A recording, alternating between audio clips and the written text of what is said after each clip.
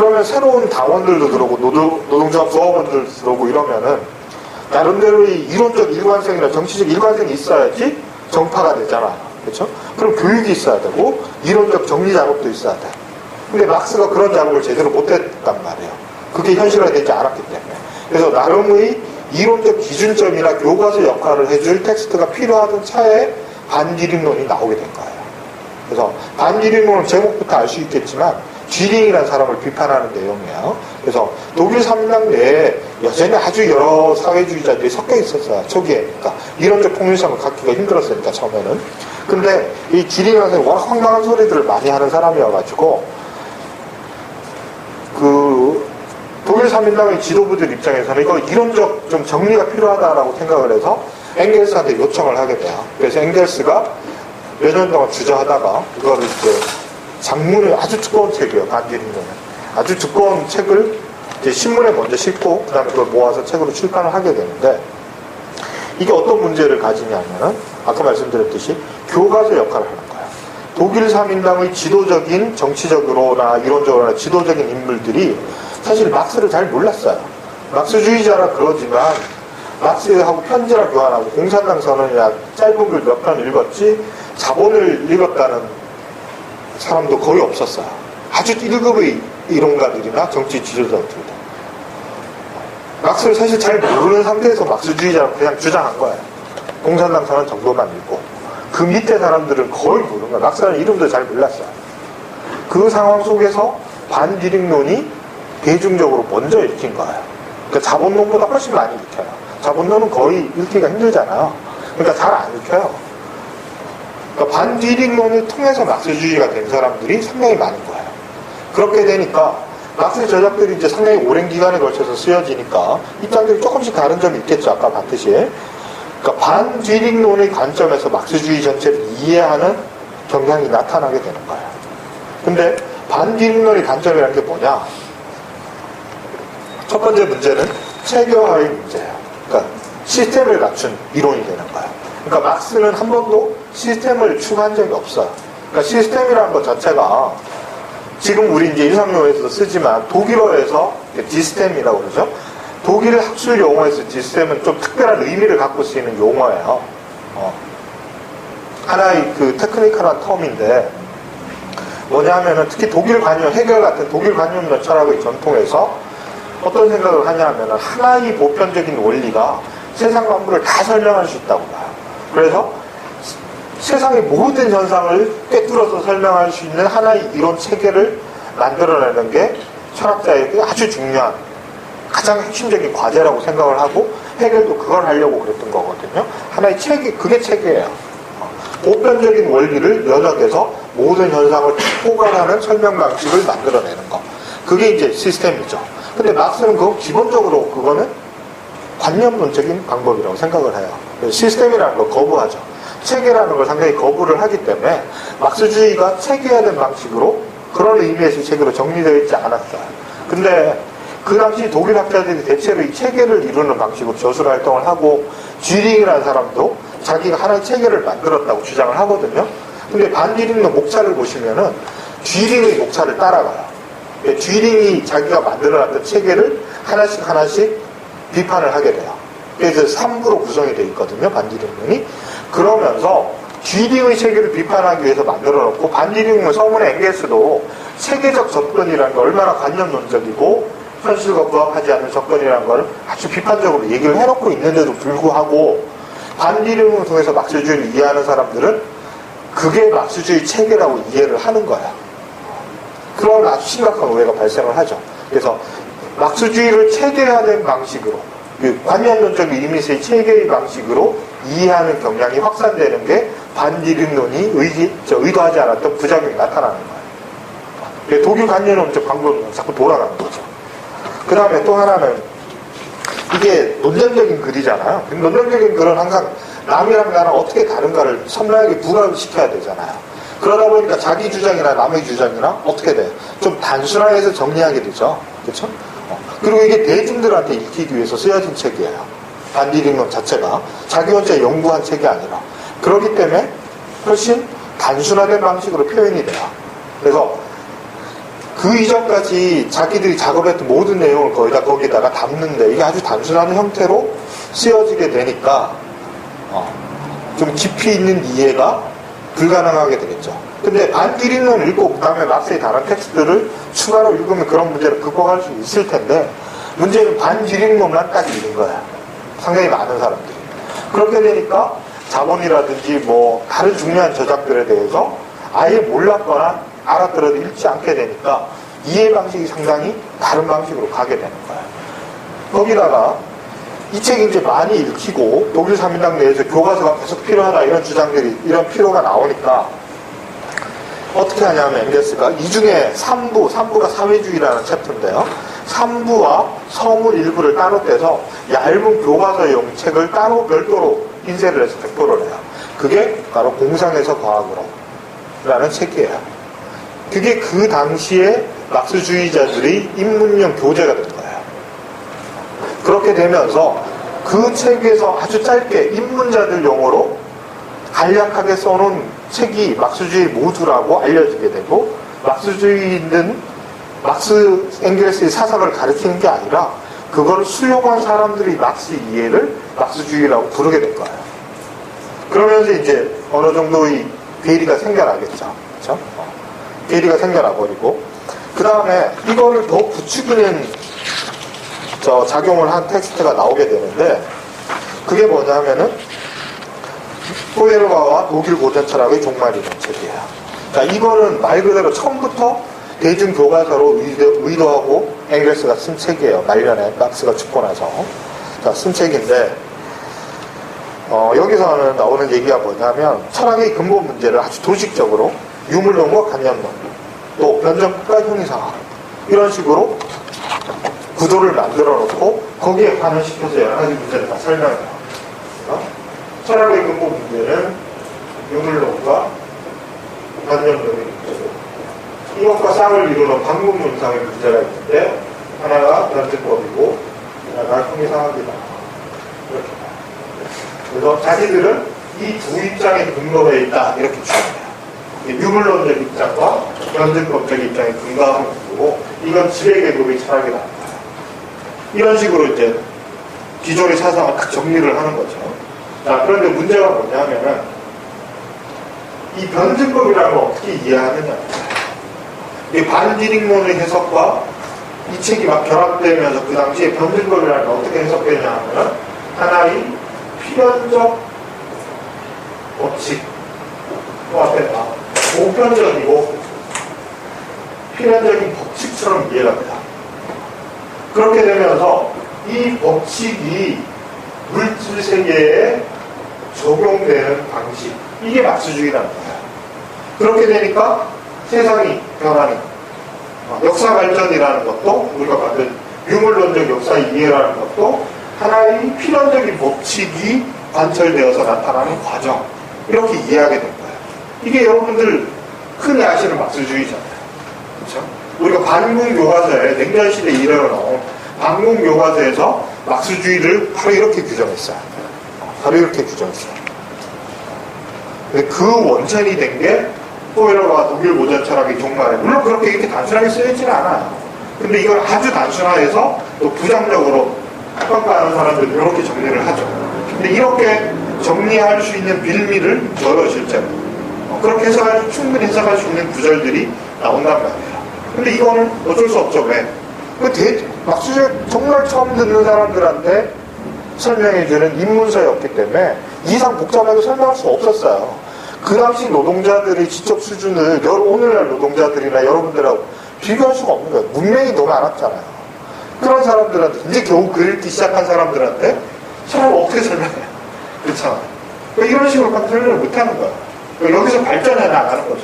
이게 틀렸다고는 말할 수 없지만 이거를 모두 다라고 받아들이게 되면 오해가 발생하는 그런 차원의 문제였는데 문제는 여기서 이게 고착화가 돼버린 거죠. 이런 이해 방식이 고착화돼 버린 거예요. 그래서 여러분 옛날 좀 저희 세대 변증법적 유물론 이런 말 들어보셨죠? 이걸 막스 앵겔스가 만든 말이 아니에요. 플레아노프라는 사람이 만든 말인데 변증법적 유물론과 또는 이제 이건 일본말이니까 역사 유물론. 이 두 개가 막스주의 양대축이다 이렇게 됩니다. 그래서 변증법은 방법이잖아요. 그렇죠? 그러니까 변증법적 유물론이라는 건 세상을 움직이는 법칙이고 이 법칙이 역사에 적용되면 이게 역사 유물론이 되는 거예요.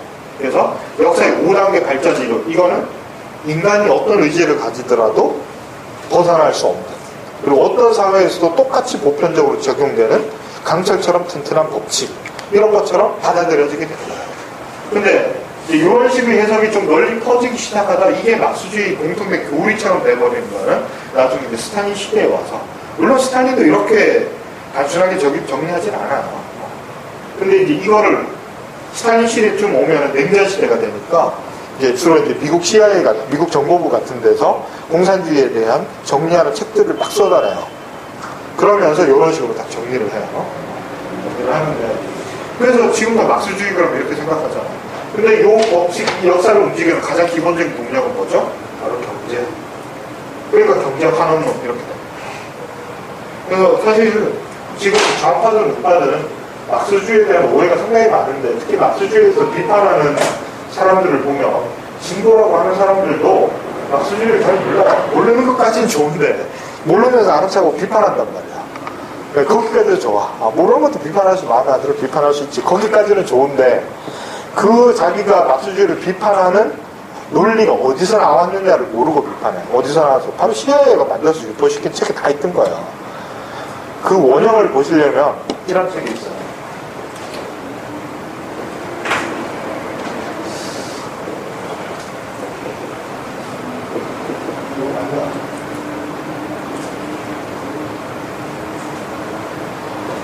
자, 아마 맞을 것 같은데. 로스토라는 사람 아시죠? 역사에 좀 관심 있는 사람. 냉전 시대 때 라틴 아메리카나 동아시아 세계를 만들어낸 사람이에요, 실제로. 지금의 한국은 다 이 사람이 건설합니다. 이 사람이 발전주의라는 거 들어보셨어요? 발전주의? 개발독재란 말 들어보셨어요? 이 이론을 만든 사람이야. 이 이론을 만들어서 미국의 정책이 된 거야. 그러니까 미국의 주변부 지역에 대한 대외 전략의 핵심이 되는 그 텍스트에 이게 이 책에 따라서 대부분의 세계는 이 책에서 나온 이론에 따라서 건설돼요. 실제로 저절로 이런 지금의 한국 사회가 저절로 이루어진 게 아니에요. 인위적으로 만들어진 거거든요. 그 만들어지게 된 틀을 만든 책이에요. 이게. 여기 보면 10장이 근데 이 책의 부제가 제목은 이런데 부제가 뭔지 아세요? 반공산당 선언이에요. 그러니까 막스주의를 비판하기 냉전 시대니까 공산주의에 비판하는 자본주의 진영의 사회의 청사진 이런 걸 만들어내는 거야. 그러니까 막스가 공산당 선언을 통해서 공산주의라는 하나의 인류의 미래를 그렸다면 자기는 거기에 반대하는 자본주의 청사진을 그려내겠다라는 야심을 가지고 만들어냈고 실제로 상당한 영향력을 가졌던 사람이죠. 이 책의 10장에 보면 막스주의 비판이에요. 10장. 근데 그 얘기가 우리가 아는 모든 반공 교과서의 원텍스트 다 들어있어요. 그렇게 공산주의 비판하는 말들은 거기 다 들어가 있어요. 근데 그 얘기를 지금도 반복해요.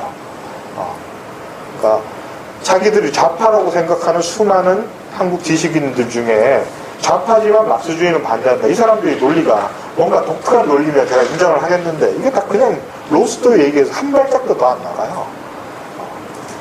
근데 그 사람들이 그게 자기 머릿속에 들어온 과정은 별로 반성 안 하죠. 왜? 그냥 냉전 시대 때 반공교육 받은 거 그대로 되풀이하는 거야. 그런 문제죠. 그쵸? 그게 진짜 공산주의에 대한 비판이냐, 막스주의에 대한 비판이냐. 인정할 수가 없죠, 그런 거는 사실. 근데 저절로 그렇게 된 것도 아니에요. 그 CIA가 다 공작을 한 거야. 그렇게 되도록. 그런 책들도 지금 한글로 된 책도 좀 나와 있어요. 우리나라의 그런 로스토의 논리가 어떤 식으로 전파되고 수용되고 하는 과정 이런 거. 논문들도 있으니까 관심 있는 찾아보시면 돼요. 아무튼 문제는 이제 이런 반공 논리의 원천이 될 만한 빌미를 줬던 텍스트가 바로 포에르바와 독일 모던 철학의 종말이다. 그리고 이게 막스주의 역사에서 특히 중요한 거는 아까 잠깐 말씀드렸다시피 스탈린주의가라는 게 있는데 스탈린주의의 아주 중요한 이론적 텍스트가 사실 변증법적 유물론과 역사 유물론이라는 텍스트가 있어요. 그 텍스트의 내용이 거의 100% 이 책에서 나와요. 포이러버와 독일 고전 철학의 종말이라는 텍스트에서 설명했던, 단순화시켰던 막스주의가 소련 공산주의의 중요한 이론적 원천이 돼요.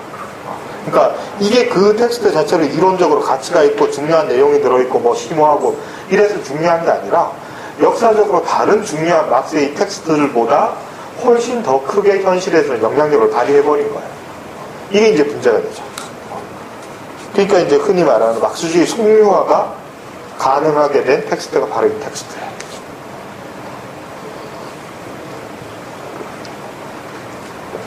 그 다음에 조금 부연 설명을 하자면 그 반디lum론부터 공상에서 과학으로 그리고 루드비히 포이러가 독일 고전 철학의 종말에 또 하나의 텍스트가 묶여지는데 그게 뭐냐 하면은 자연 변증법이라는 엥겔스의 텍스트예요. 그 엥겔스가 자연과학의 실제로 관심이 되게 많았어요. 그래서 그 당시 유럽에서 제1급의 자연과학자 중에 한 명이에요. 상당히 해박한 사람이었는데 이 사람이 어떤 생각을 하냐 하면은 반디lum론에도 그런 얘기가 조금 나오는데 이런 거예요. 아까 역사인물론 얘기했잖아요. 변증법이 역사에 뭐 적용되고 이런 얘기했잖아요. 거기까지는 막스주의에서 큰 문제가 안 돼요. 이걸 법칙으로 보느냐 아니냐가 문제가 될 뿐이지. 문제는 변증법이라는 걸 하나의 법칙으로 본다. 그 다음에 더 문제가 되는 거예요. 이 변증법이 어디에 적용될 수 있는 원칙이냐. 대체로 아까 역사라고 했잖아요. 이게 보통 일반적인 얘기예요. 근데 거기다가 하나를 더 추가를 해요. 자연. 이게 사실은 다잖아요. 역사와 자연. 인간과 그 바깥의 모든 세계. 그러니까 모든 세상에 변증법이 다 보편적으로 적용되는 법칙이다. 이렇게 말해버리면 이거 해결의 이 체계로 다시 돌아가는 거예요. 그렇게 되죠. 그럼 아까 얘기했듯이 시스템이라는 게 있잖아요. 하나의 보편적인 원리가 인간 역사, 뭐 사회, 경제, 문화, 뭐 정치뿐만 아니라 자연의 모든 화학적 작용, 생물학적 작용, 물리적 작용도 다 똑같은 원리가 지배한다. 이런 얘기처럼 해석되는 거예요. 그럼 그런 게 없어요, 세상에. 그렇죠? 그럼 말도 안 되잖아요. 그렇죠? 그럼 말도 안 되는 얘기를 하는 것처럼 받아들여지는 거예요. 이런 식의 주장을 하게 되면 이거는 정말 취약한 논리예요. 왜요? 반증 가능성이라는 게 있잖아요. 하나만 이 법칙에서 어긋나는 거 밝히면 이거 전체가 유지되지 못하는 논리잖아요. 그렇죠? 그러니까 이런 엄청나게 거창하고 화려해 보이지만 정말로 취약하고 설명력이 오히려 없는, 모든 걸 다 설명한다고 그러지만 실제로는 아무것도 설명할 수 없는 이런 공허한 논리가 막스주의인 것처럼 받아들여지게 돼버린 거예요. 그래서 그렇게 보면 어떤 문제가 있으면 이 자연이 문제예요. 역사만 해도 역사는 인간이 만들어가는 거잖아요. 그러니까 인간이 주체적 실천으로 좀 뭐를 바꿀 수 있는 선택의 여지가 있잖아요. 근데 역사와 자연이 똑같이 적용된다 이래버리면 역사 속에서 인간이 주체적으로 할 수 있는 건 없어져요. 그렇죠? 그래서 이 보편적으로 적용하는 하나의 법칙이 변증법이고, 이런 보편적인 이 법칙을 발표 때문에 막스주의가 과학이다. 이런 식의 해석이 유포되기 시작한 거예요. 아까 막스주의가 과학인 이유는 다른 이유였잖아요. 근데 그게 19세기 말 20세기 초가 되면 막스주의가 과학이다 이런 얘기를 자꾸 하니까 사람들이 과학에 대해서 자기가 통념적으로 기존에 갖고 있던 생각을 가지고, 그러면 막스주의는 내가 생각하고 있는 과학이 이러저러한 거니까 막스주의도 이러저러한 특징을 갖고 있는 거구나라고 이해하게 되겠죠. 그렇죠? 그러면서 막스가 생각했던 과학이 아니라 그 당시 널리 퍼져있던 통념으로서의 과학으로 막스주의가 반대로 해석되게 된 거예요. 근데 19세기 말 20세기 초의 유럽인들이 통념상 가지고 있던 과학은 구체적으로 두 가지라고 했죠. 뉴턴 물리학하고 다윈의 생물학이에요.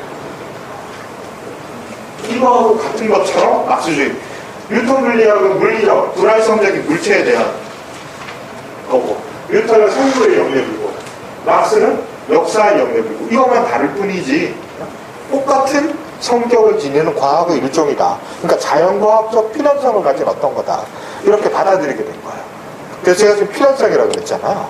자연과학적 필연성이라고 그랬어요. 이건 무슨 얘기예요? 이 법칙으로부터 절대로 못 벗어난다는 거예요.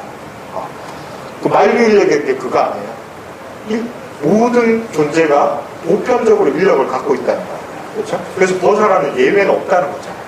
뉴턴 물리학은 예외를 인정하지 않죠. 그렇죠? 제일 뉴턴 물리학의 아주 중요한 원칙이 보편성이에요. 보편성. 그렇죠? 그게 뒤집어지면서 과학혁명이 일어나서 상대성 원리가 나온 거잖아요. 그렇죠? 그러면 이런 19세기 말까지 낡은 유럽의 자연과학적 모델과 막스주의가 거의 똑같은 것처럼 받아들여지게 된 거예요. 이렇게 되니까 당장 막스주의자들 내부에서도 무슨 문제가 발생을 하냐 하면은 프롤레타리아 계급이나 어떤 이제 혁명가들이 아주 정치적 의식이 고양돼가지고 우리가 혁명을 일으키고 싶은데 그때 우리가 혁명을 해야 되냐 말아야 되냐 또는 성공할 수 있느냐 실패할 수 있느냐를 우리의 의지나 우리 주체적인 노력과 아무 상관없이 객관적인 조건 따져서 해야 되는 거야. 물질적 필연성을 뉴턴이 예를 들어서 뭐 이거 던지면 궤도 나오는 걸 물리학적으로 계산할 수 있잖아요. 그런 거 계산하듯이 계산해가지고 오케이 나오면 혁명하는 거고 아니면 못하는 거야. 이렇게 돼버릴 거야. 그러면 인간의 의지를 가지고 하는 혁명적 실천이라는 건 아무 의미가 없어지는 거야. 그럼 도대체 혁명운동을 왜 해? 이렇게 되는 거죠. 그렇죠? 그럼 기다리고 있으면 되잖아. 담당 밑에서 입 벌리고 있으면 혁명이 오는 거야. 그거 필연적인 거. 언젠가는 떨어지니까. 우리가 할 건 언제 떨어질지 계산해서 그 한 3초 전에 닦아서 입 벌리고 있으면 되는 거야. 그렇죠? 그런 식의 사고방식이 퍼지는 거야. 그걸 이제 전술의 측면에서 대기론이라고 결정적 시기가 올 때까지 그냥 기다리는 거야. 그래서 혁명의 대기실 뭐 이런 표현을 써요. 실제로. 기차 타기 전에 대기실 딱 앉아서 기다리듯이 혁명이랑 기차가 오기를 대기실에서 기다리기만 하면 된다. 우리는 근데 열차 시간표만 알면 돼. 그러면 혁명적 실천에 아무 의미가 없어져. 이런 식으로 이해가 막 되기 시작하는 거야. 그러면서 오히려 뉴턴 물리학이나 다윈 생물학, 다윈주의자들이 막스주의자가 돼요. 왜냐면 비슷하다고 생각했기 때문에. 이거 막스주의도 비슷하네. 그러니까 종들만 진화하는 게 아니라 역사도 진화하네? 이렇게 보는 거야. 그래서 진화주의적인 막스주의가 생겨나게 되는 거야. 다윈주의가, 그걸 이제 지성사가들이 다윈주의가 막스주의로 침투한 거라고 이제 평가를 하는 거죠. 이런 식으로 막스주의를 이해할 수 있게 되는 것들인데, 그래서 이제 나중에 가면 이 계보가 누구한테 이어지냐면 플레아노프와 카우츠키라는 사람한테 이어져요. 이런 식의 이해 방식이에요. 카우츠키가 대표적으로 다윈주의자에서 막스주의자가 된 사람이에요.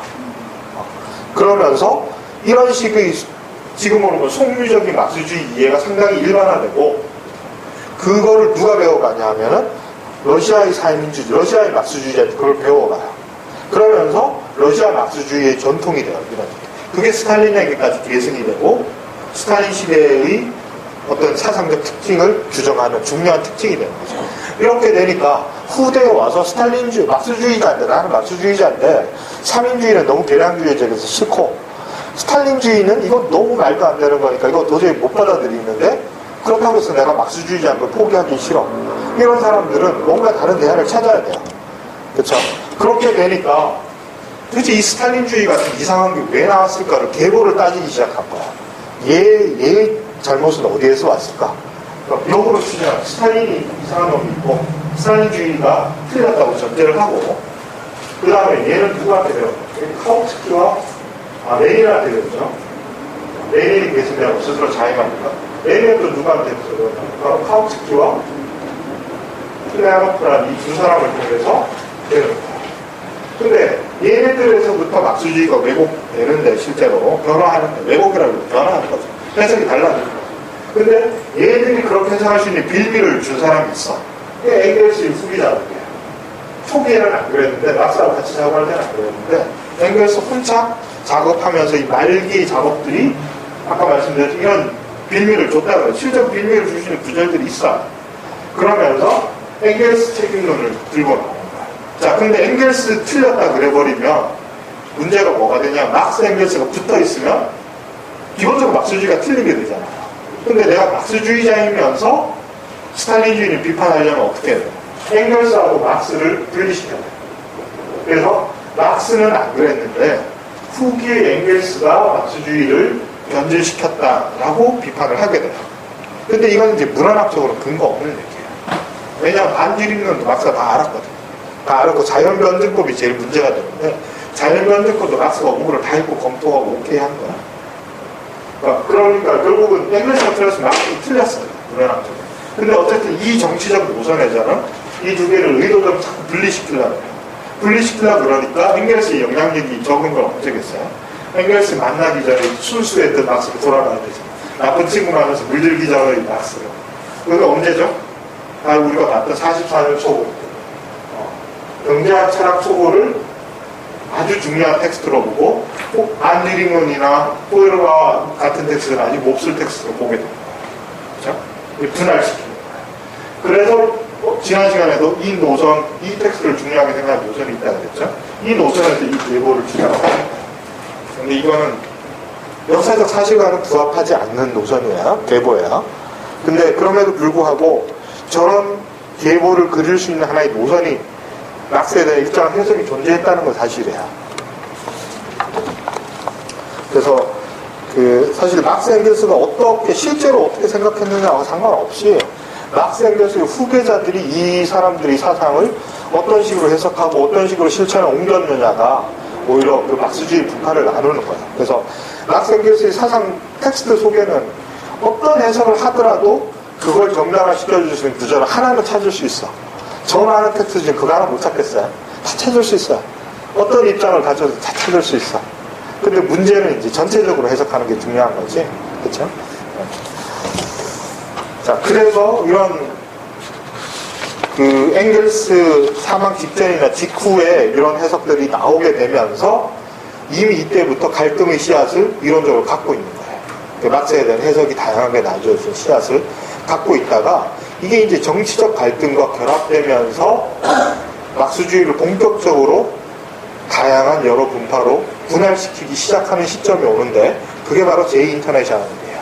그래서 제1인터내셔널은 아까 말씀드렸다시피 72년인가에 막스가 이제 뉴욕으로 옮기면서 한 2, 3년 있다 그냥 자진 해산해요. 망해버리고 몇 년 뒤에 그래서 노동자 운동이 점점 발전하니까 인터내셔널에 대한 필요가 다시 이제 제기가 되는 거죠. 국제적인 노동자 운동의 연합이 필요하다는 생각이 있으면서 인터내셔널을 부활시키자라는 운동이 있고 그게 1889년인가? 맞네요. 89년에 제2인터내셔널 이렇게 다시 한번 생겨나요. 그래서 이 사람들이 아까 말했듯이 인터내셔널을 계승한다는 의미에서 제2라는 걸 앞에 붙이기 시작해요.